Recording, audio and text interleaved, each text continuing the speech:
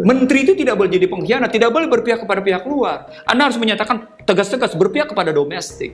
Itulah sumpah jabatan Anda. Jadi Anda penuhi sumpah jabatan itu gitu. Itu dari mulai pikiran, dari mulai kolbu, pikiran sampai dengan tindakan. Jadi bukan cuma sekedar kata-kata, saya akan kejar koruptor sampai ke Antartika sementara di depan mata Anda diam, gitu loh. Kan nggak bisa. Dan yang di depan mata banyak sekali kok. Saya ulang, yang di depan mata koruptor itu banyak, Mas. Jadi kalau Anda bilang saya dimusuhi oleh banyak orang, ya wajar kok. Gua ngerti kok. Lo orang ngerampok kok untuk diri lo, lo kaya untuk diri lo, bukan kaya untuk bangsa ini kok. Gua menjadi pejabat nggak pernah kayak gitu. Dan itu gue buktikan selama gue menjadi pejabat.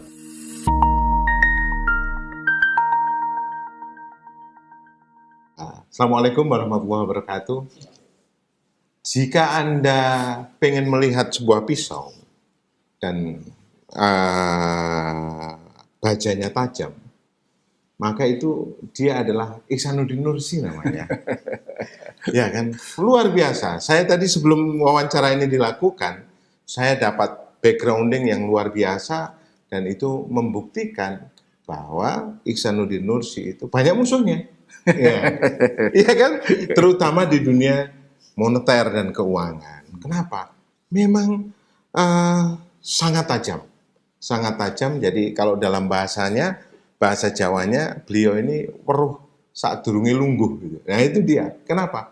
Analisa dan pembacaan bukunya, pembacaan segala macamnya, sains tanda-tandanya itu komplit gitu. Itu saya akui jempol itu. Saya bilang tadi udah beresin aja nggak pakai wawancara gitu kan. Karena semua sudah dijawab gitu. Tapi saya punya beberapa pertanyaan-pertanyaan kecil yang mungkin akan dijawab dengan mudah. Saya cuma pengen tahu, Indonesia ini, the next ini, kita makro dulu.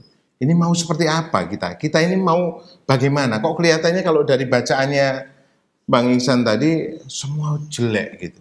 Karena pemimpin dulu yang jelek, ini jadi jelek, dan itu tidak ada harapan untuk ditata kayaknya ya. Oke, ada dua ya. Kita pertama lihat dulu farewell speech-nya Biden dan inauguration speech-nya Trump. Kalau kita ambil farewell speech-nya Joe Biden, Presiden Amerika ke-46, ada dua hal yang penting. Yang pertama soal bagaimana Amerika dikuasai oleh oligarki bisnis. Dan ternyata pada kehadiran di inauguration speech-nya Trump, orang-orang disebut oleh oligarki itu muncul. Hadir di situ. Dan sangat-sangat nyata itu kan ya. Duduk di sekitar itu. Yang menurut saya, kalau Joe Biden baru khawatir tentang oligarki bisnis, Joe Biden berarti lupa. Karena sistem yang dibangun oleh Amerika pada akhirnya memang demokrasi korporasi. Yang dalam bahasa ekonomi disebutnya sebagai corporate capitalism. Kapitalisme korporasi. Itu bukan sesuatu yang baru karena memang Amerika basisnya adalah kekuatan korporasi. Private leads to public. Bagaimana korporasi menentukan kebijakan publik. Kayaknya begitu gitu. Yang kedua, Biden menyebut bahwa kekuasaan presiden itu tak terbatas. Kenapa? Karena dia menghendaki presiden Amerika juga bisa dituntut kalau melakukan tindak pidana. Itu. Nah itu menarik kenapa saya kutip itu, karena Indonesia sebenarnya sudah punya konsep lebih dahulu pada tahun 45. Berdasarkan Undang-Undang Dasar 45 bahwa kekuasaan presiden tak terbatas. Artinya mereka, jadi kalau Biden hendak mengatakan kekuasaan presiden adalah tak terbatas, tapi menggunakan jalur yudikatif, gitu ya, karena harus pakai proses peradilan, harus pakai Mahkamah Agung prosesnya. Indonesia konsepnya bukan itu, konsepnya pakai peradilan politik. Itu. Pakai MPR. Itulah kejadian pada Soekarno. Itulah kejadian pada Soeharto. Betul. Ya? Itulah kejadian pada Abdurrahman Wahid. Itulah kejadian pada namanya Habibie. Iya. Tidak kejadian pada SBY, tidak kejadian pada Mega, tidak kejadian pada Joko Widodo. Tapi 4 presiden ini sebenarnya mengalami peradilan politik. Lihat MPR. Tapi ini sesungguhnya disebabkan oleh gitu ya, konsep Indonesia memang mengakui kekuasaan tak terbatas. Sehingga MPR memang punya hak untuk melakukan ujian atas kebijakan-kebijakan yang tadi. Apa artinya? Indonesia dalam perspektif itu sudah mikir lebih dahulu dibandingkan oleh Amerika. Itu artinya kita lebih unggul di situ. Gitu. Joe Biden omong itu adalah bukti Indonesia lebih unggul dalam cara-cara berpikir sistem politik. Cuma ditinggalkan oleh sejumlah kaum reformis ketika mereka mengambil perubahan Undang-Undang 45 4 kali dengan amandemen 4 kali. Itu inauguration speech-nya farewell speech-nya Joe Biden, Presiden Amerika ke-46. Presiden Amerika ke-47, Donald Trump, itu banyak sekali muatan-muatan yang dikunci oleh berbagai media mainstream di Amerika dalam satu narasi, The Golden Age of America. Yes. Dan The Golden Age of America diterjemahkan sebagai American First dan MAGA, Make America Great Again. Yang diterjemahkan lebih lanjut oleh beberapa hal, misalnya pengambilan kanal Panama, gitu ya.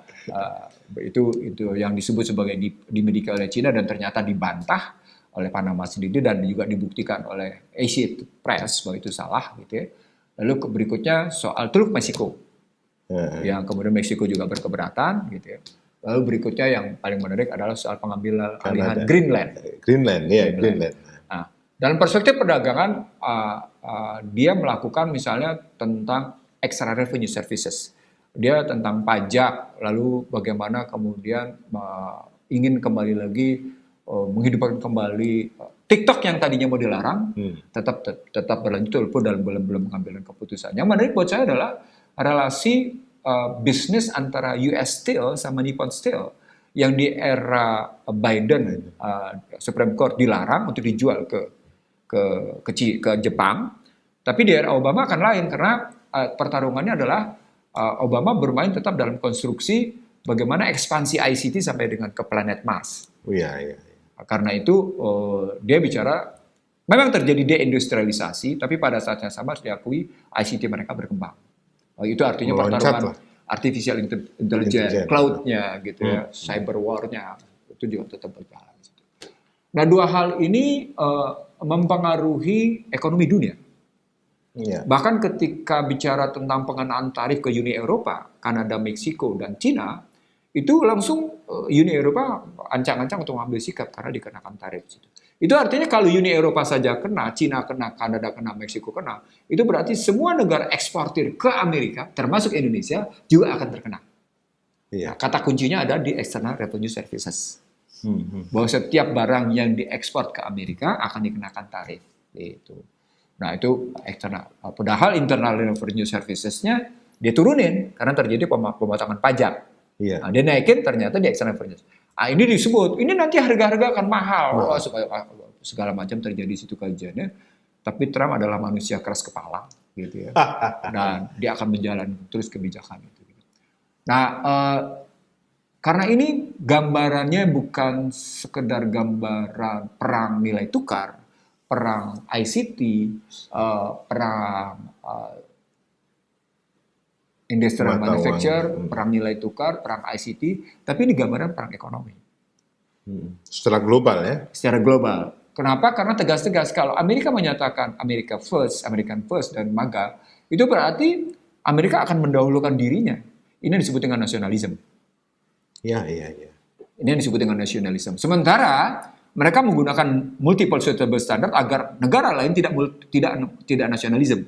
Iya. Lu jangan nasionalisme, tapi dia boleh nasionalisme, gitu kan? Ya, menang sendiri lah. Menang sendiri. Termasuk nanti dia akan tekan yang namanya sejumlah negara NATO untuk belanja senjata lebih naik sesuai dengan kesepakatan NATO 3% terhadap PDB.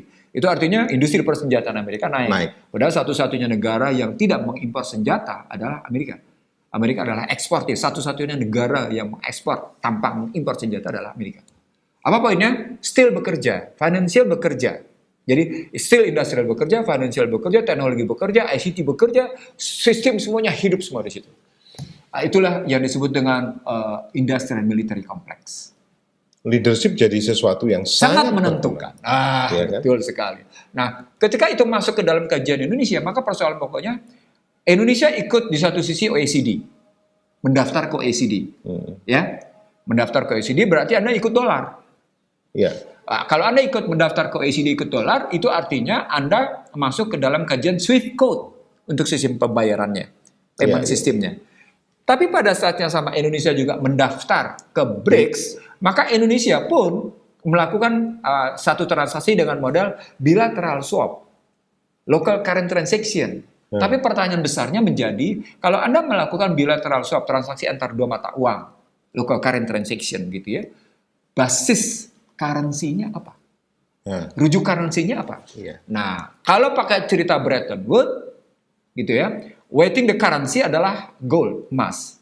Nah, saya melihat di sini para pihak di BRICS harus kembali lagi ke dalam emas. Itu makanya dua negara yang secara jor-joran melakukan pemborongan emas adalah Cina dan Singapura. Borong habis-habisan emas. Kenapa? Karena mereka sadari betul foreign exchange reserve-nya, cadangan devisanya, dia pakai dalam ukuran dolar, tapi harus didukung oleh kekuatan emas. Artinya apa? Dia punya kekokohan eksternalitas, bukan kerentanan eksternalitas. Itu bahasa moneternya. Jadi yang dibangunnya bukan externality vulnerable, tapi yang dibangun adalah resilience externality.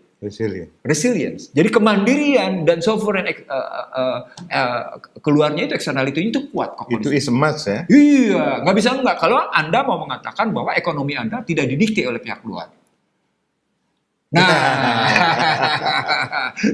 kalau Anda mau mengatakan bahwa perekonomian Anda adalah perekonomian yang tidak dijajah oleh pihak luar, Anda pasti tahu bahwa ketergantungan Anda pada import energi, import pangan, import keuangan. Dalam hal ini Anda bilang investasi itu berarti Anda import keuangan, import modal ya.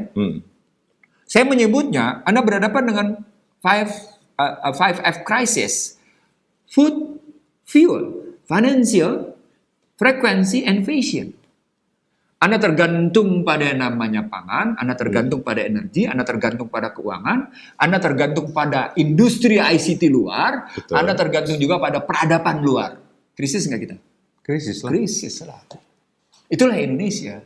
Ketika Anda selesaikan hanya dengan pendekatan danantara sebagai upaya mengoptimalkan aset, maka Anda berhadapan dengan persoalan-persoalan di situ, ketemu dengan persoalan bagaimana teknologi. Tadi yang saya sebut di situ bicara tentang inovasi, produktivitas. Padahal ketika bicara produktivitas, Anda berhadapan dengan sistem pendidikan, sistem pemerintahan, sistem perekonomian. A to Z ya? A to Z. Ya, kalau di situ. Dan bahkan di situ bicara kultur masyarakat bekerjanya kayak apa. Apakah Anda termasuk pegiat pekerja yang mau bekerja dari mulai jam 6 pagi sampai dengan jam 6 malam? Bukan dari jam 8 sampai jam 4. Dari jam 6 pagi sampai dengan jam 6 malam. 12 jam mereka kerja. Seperti yang diperlihatkan oleh Jepang, Korea, gitu ya, negara-negara seperti itu. Yang menunjukkan produktif. Tapi itu berlatar belakang pada sistem pemerintahan, sistem politik. Itu berlatar belakang pada sistem pendidikan. Gitu mikirnya. Jadi produktivitas tidak melulu hanya diukur berdasarkan bagaimana satu tenaga kerja menghasilkan di rentang waktu bekerja. Tapi diukur bagaimana sebenarnya sebuah sistem pendidikan yang melahirkan kreativitas, produktivitas, dan punya yang namanya need for achievement. Gitu Mas. Saudara, Anda bisa lihat kan bagaimana asiknya kalau ngobrol soal itu. Ya kan semuanya tersedia. Dan kita memang ya seperti perpustakaan lah, tinggal ini gitu kan ya.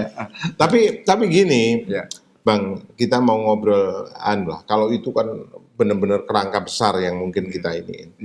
Saya cuman nggak paham aja pemerintah ini maunya apa gitu loh. Karena kan kita tadi sudah kita lihat skala ukur kita kan berantakan gitu kan ya.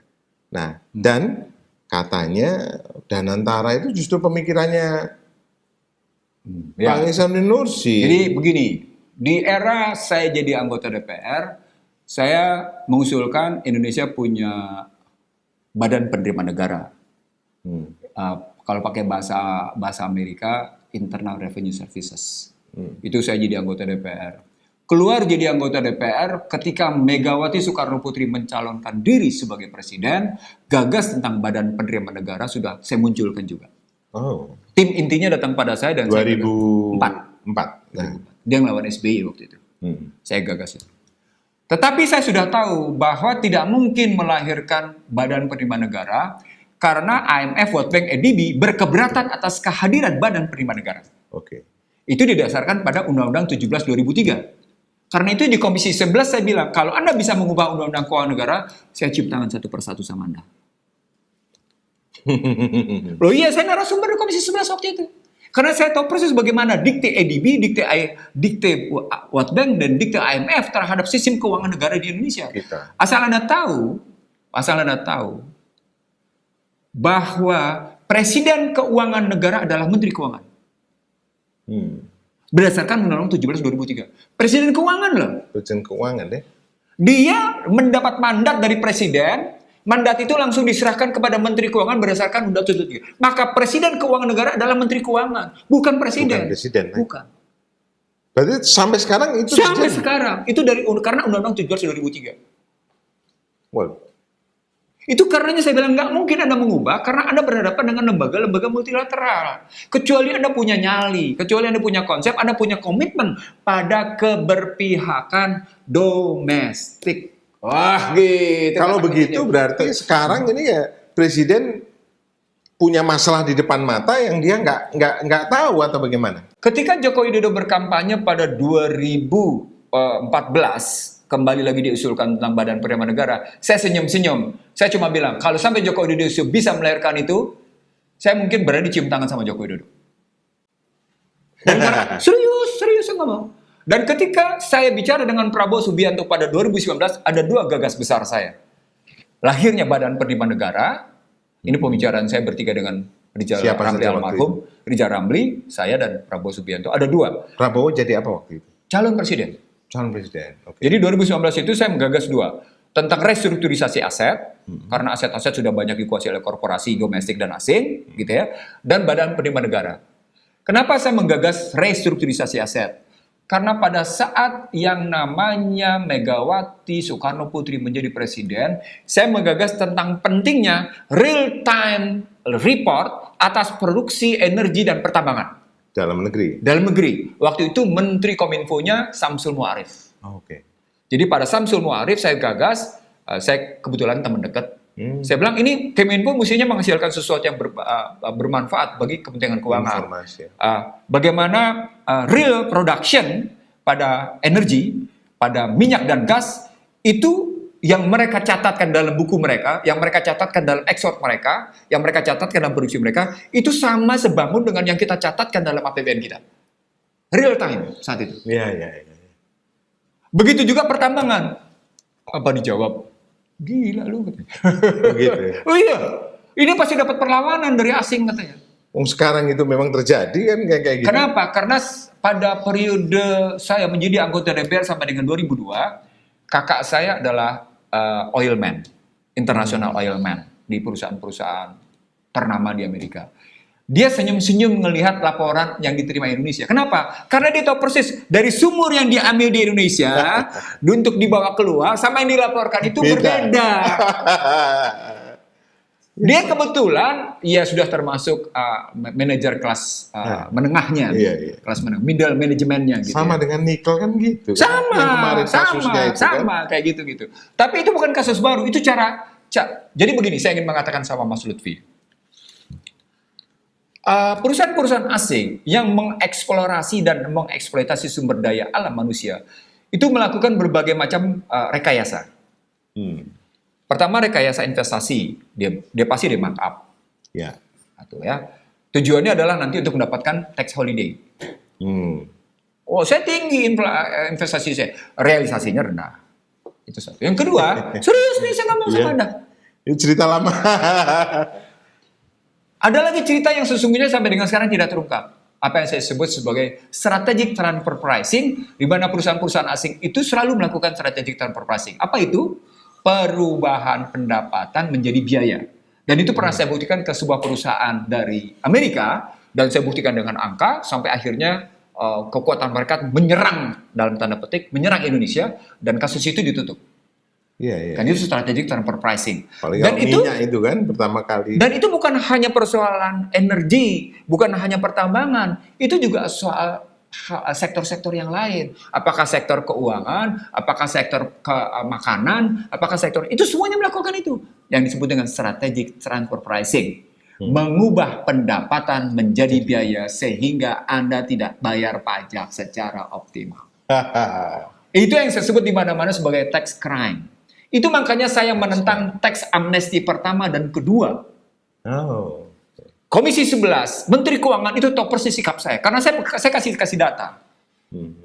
Apa poinnya? This is asset. Jadi Danantara kalau mau benar, ini main dulu dari sini, nyelesain dulu ini. Gitu loh. Oke, itu ya. Itu pertama tadi soal investasi, yang kedua soal pajak. Yang ketiga soal laporan produksi. Waduh. Dia tidak akan melaporkan angka yang sesungguhnya. Dia tidak akan. Nggak akan seperti itu gitu ya. Nah, di situ berikutnya baru pada laporan keuangan. Karena menyangkut soal perpajakan pada umumnya. Lalu berikutnya soal bagaimana pengadaan. Karena menyangkut soal bea cukai dan macam-macam. Gitu ya. Itu juga pasti dilakukan. Permainan pasti dilakukan. Barang masuk, barang keluar. Iya, pasti dilakukan bea cukai itu. Jadi, karena itu saya saksikan mata kepala. Jadi saya pernah ada di pelabuhan tidak lama, Mas. 7 tahun. Lindo itu. Iya. Komisaris ya. Iya, saya pernah komisaris, dan saya pernah juga ada di perusahaan swasta di pelabuhan. Jadi saya tahu persis bagaimana perusahaan-perusahaan itu melakukan manipulasi atas hal itu. Jadi saya bukan karena pengetahuan, tapi saya pengalaman. Karena saya pemasok atas jasa layanan pelabuhan. Dari mulai dermaganya, dari mulai handling kargonya, sampai ke warehouse-nya. Kebayangkan? Dari mulai yang namanya dermaganya, bongkar muatnya, handling kargonya. Tahu persis kita. Jadi malingnya siapa? Malingnya ketahuan. Jadi dwelling time segala macam dikeluhkan itu buat saya tutup mata karena begitu banyak. Sebetulnya kan bisa saja ya. Bisa. Tapi karena itu dibuat. That is a part of Danantara. Kebayangkan? Oh gitu ya. Nah, sebentar. Nah, kalau melihatnya kayak gitu, saya ingin mengatakan begini. Konsep Danantara itu saya terjemahkan sebagai bagaimana dengan aset tangible, bagaimana dengan aset intangible. Gitu loh melihatnya. Besar, luar biasa. Itu makanya saya pernah bilang, kalau dikelola secara baik, makanya konsep restrukturisasi aset saya pada Prabowo tahun 2019 itu mencanakan antara lain hutang 5 tahun lunas. Wow, iya dong. Hutang 5 tahun lunas. Dengan catatan, selama 5 tahun tidak bikin hutang baru. Gitu. Selama 5 tahun tidak bikin hutang baru. Nggak bisa hidup tapi kalau nggak ada hutang. Salah. Kita bisa hidup. Oh gitu. Karena ini negara kaya. Oke. Karena yang dibutuhkan adalah soal spirit ya dan soal keberpihakan.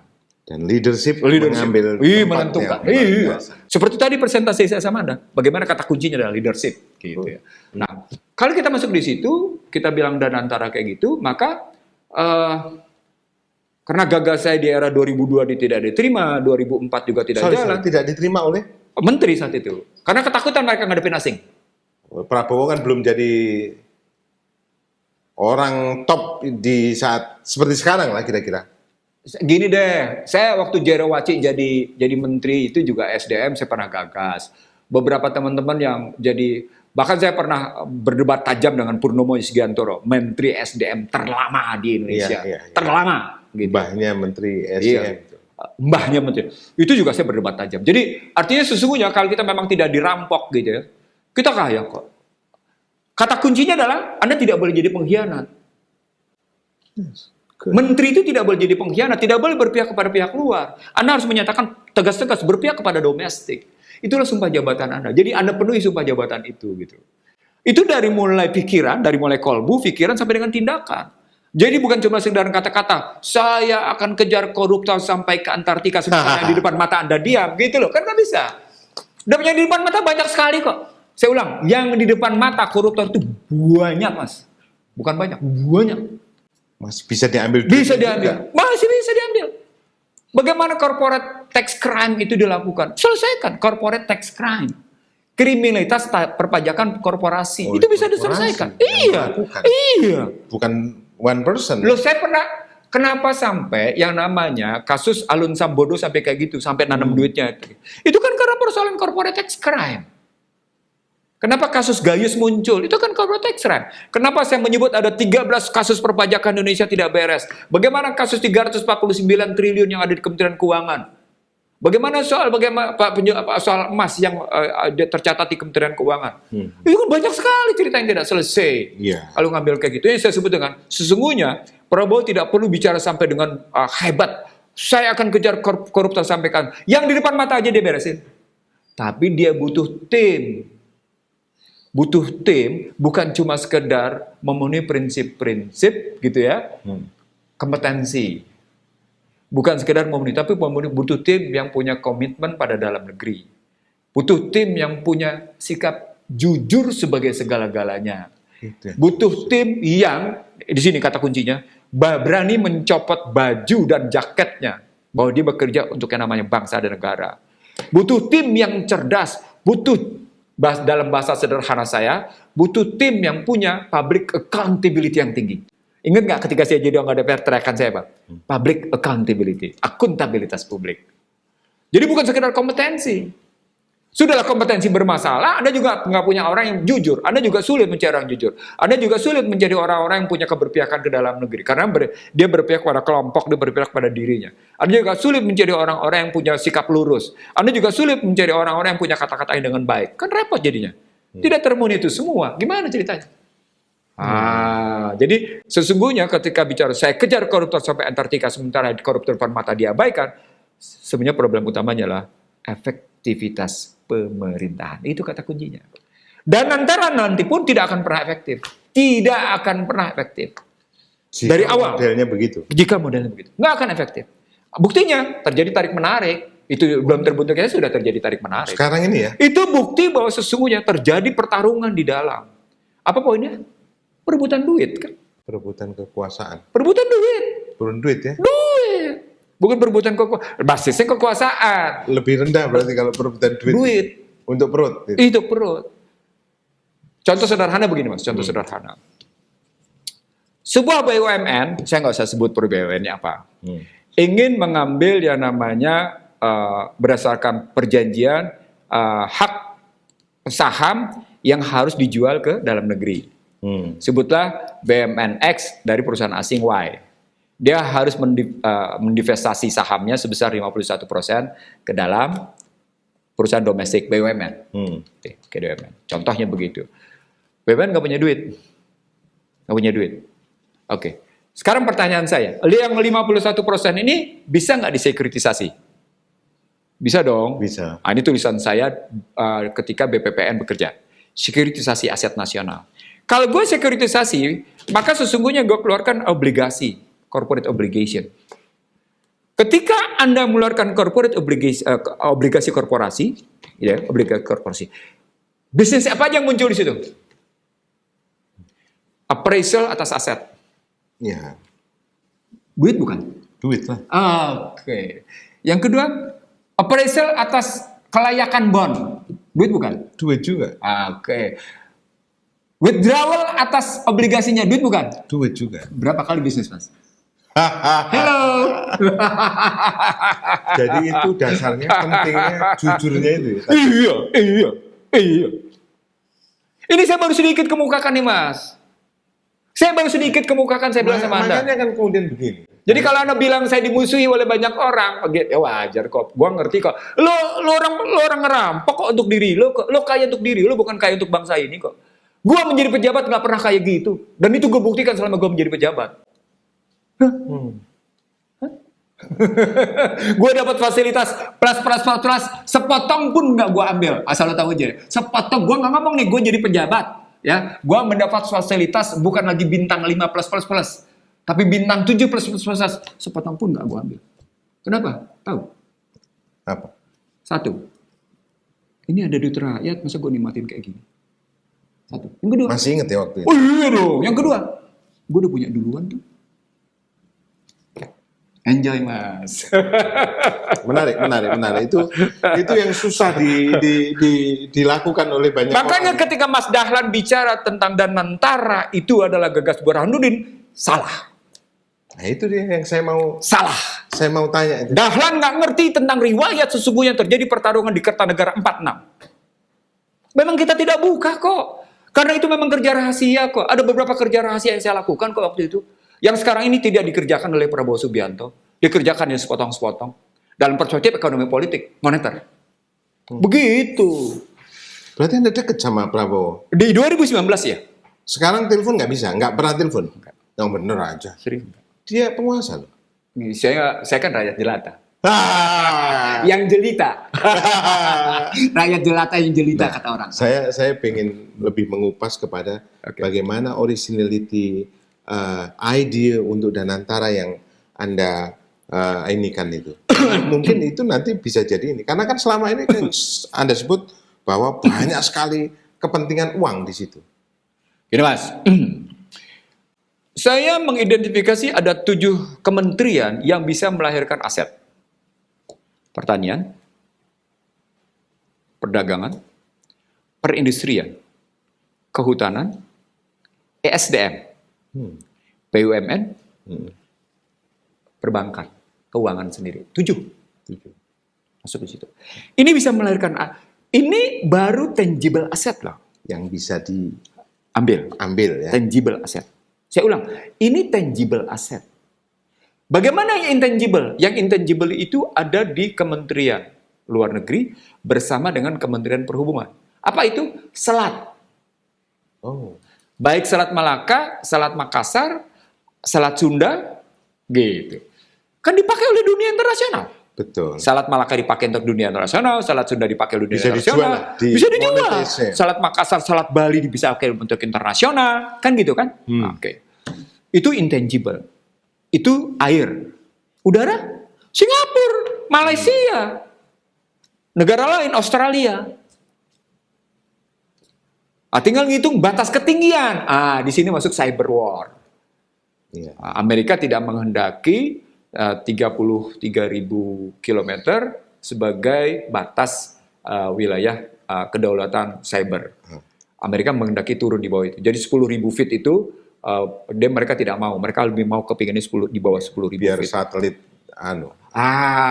muncullah persoalan Starlink. Betul. Emang Starlink itu di ketinggian berapa sampai bisa baca. That's bahwa Dirgantara pun merupakan mestinya Starlink itu kan aset. Starlink tidak bisa demikian saja tanpa membayar.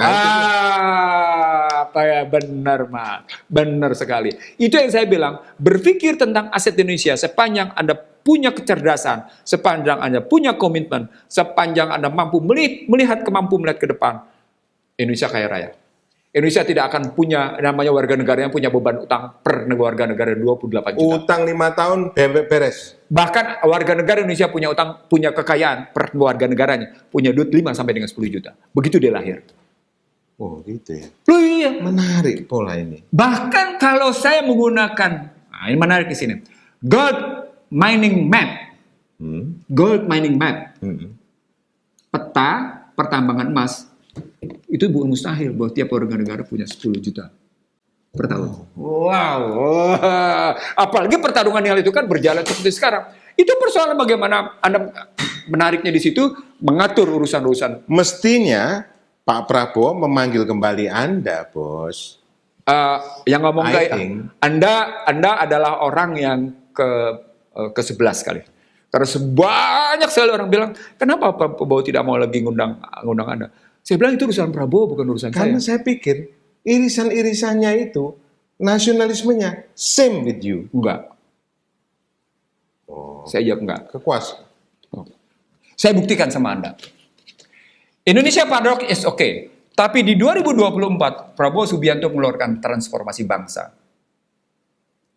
Satu makalah, berapa ratus halaman, yang kemudian menjadi PowerPoint, yang disebut dengan tambahan strategi transformasi bangsa, by line, by name, Prabowo Subianto.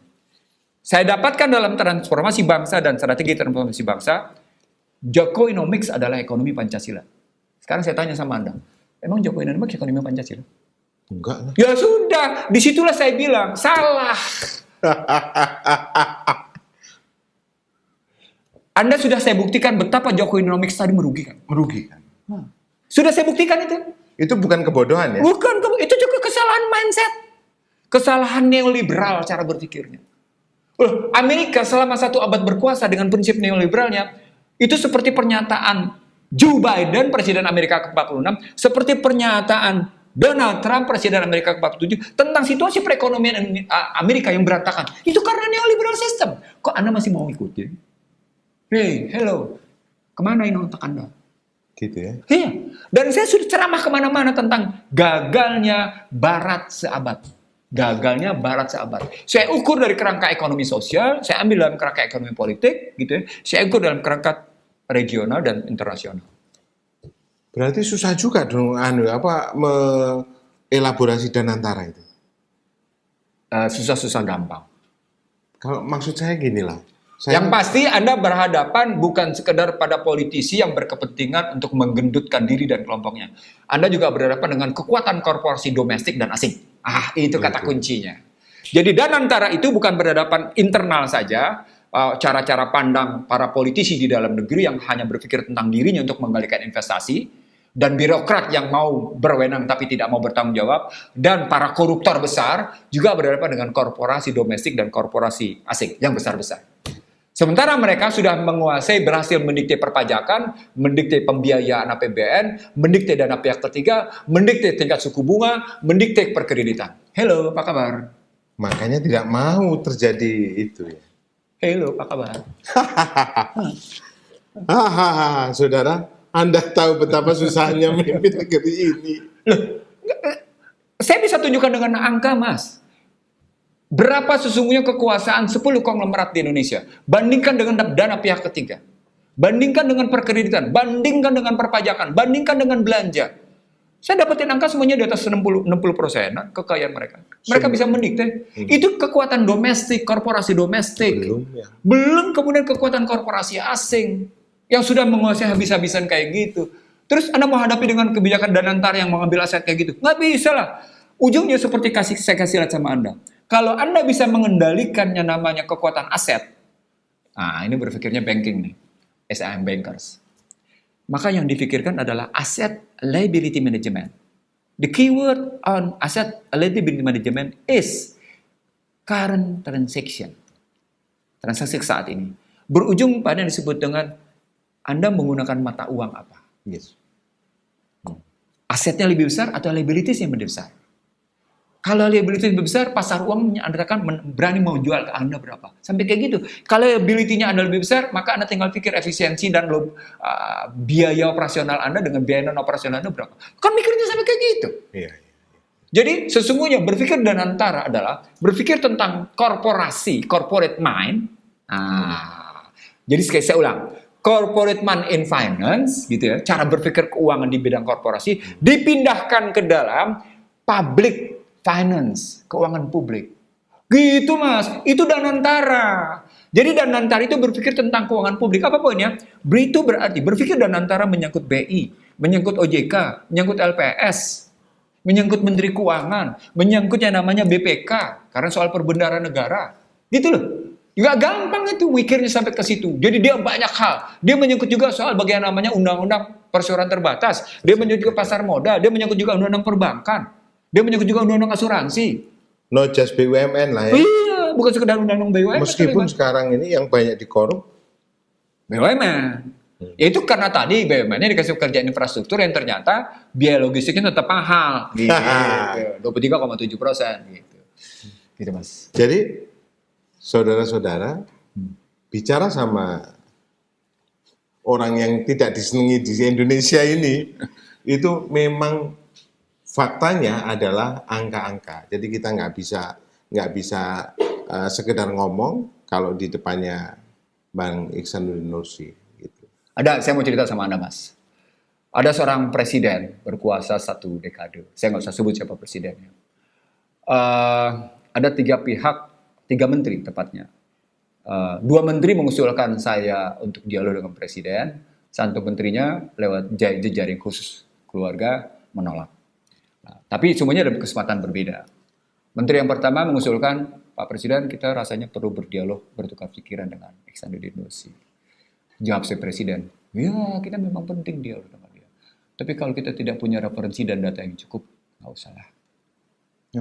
Kalau tidak punya referensi dan data yang cukup, nggak usah lah.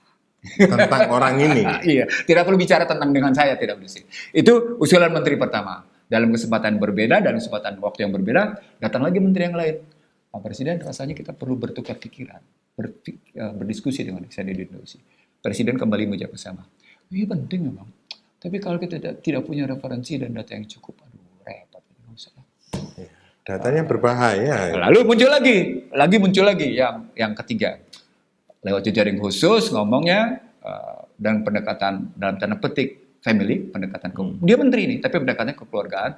Dia ngomong sama Nggak usah dengan extended nursi. Gitu. Saat yang sama, saya sudah bikin makalah. Jadi saya sudah bikin makalah solusi atas dominasi. Terutama berkaitan dengan yang namanya sistem ekonomi konstitusi. Saya bikin itu. Saya punya, sudah. Menarik loh itu. Artinya saya ngomong kayak gini, ini bukan sekedar omong-omong. Gue punya produk real. Bagaimana melakukannya? Bagaimana kuncinya ada. Iya, betul. Kalau korporasi macam-macam, bagaimana menghajarnya? Gue bisa.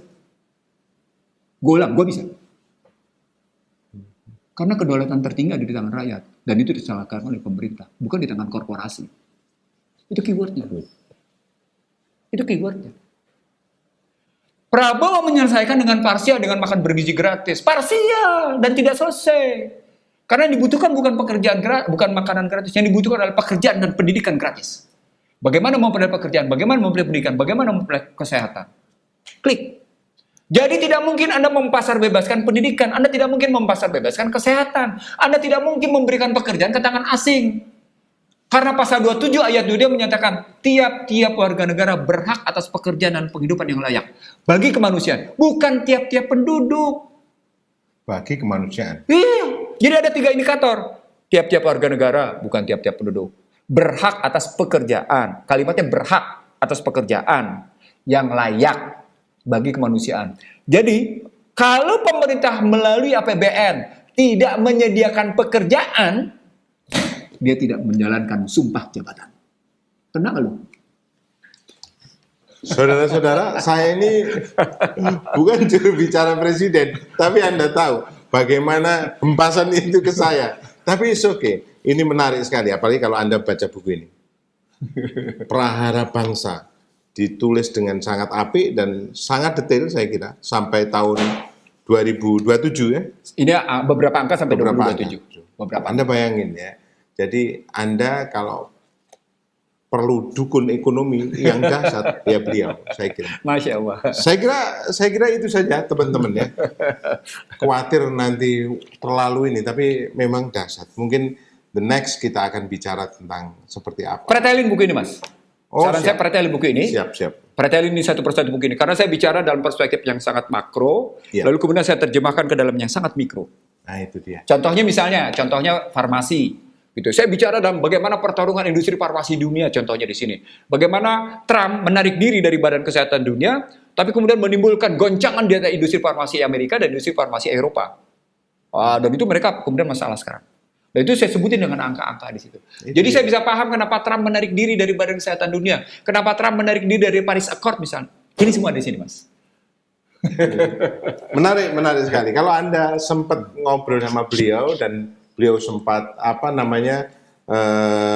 memajang banyak pemikiran-pemikirannya, Anda makin tahu ini orang yang berbeda dengan orang yang lain dan orang ini memang by data dia bicara. Saya kira itu dan cukup Anda mengerti bahwa semua itu ada datanya. Oke? Oke.